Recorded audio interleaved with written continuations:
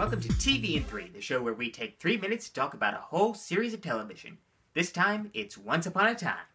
In Once Upon a Time, an evil queen has cursed all her least favorite fairy tale characters, sending them to a small town in Maine with no recollection of who they are. It's up to Emma Swan, the daughter of Snow White and Prince Charming, to save the day. And when she does, look out, because the villains keep coming, and they get badder every time. What I absolutely love about this show is the writing.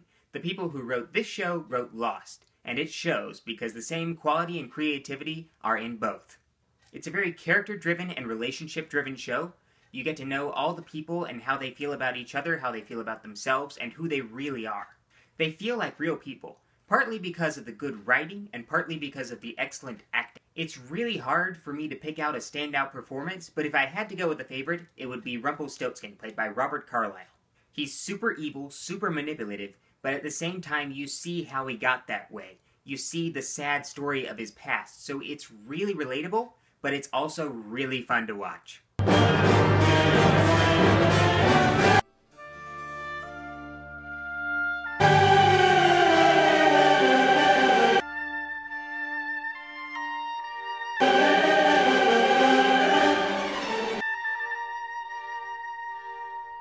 That's another thing I like about this show. None of the villains are just one note, one-dimensional. Every single one of them feels like a real person who's doing this for real reasons. Many of those reasons are related to family. In fact, it feels like you're watching a family. Partly because the actors have such great chemistry together, and partly because so many of the characters are actually related that you need a flowchart to keep up.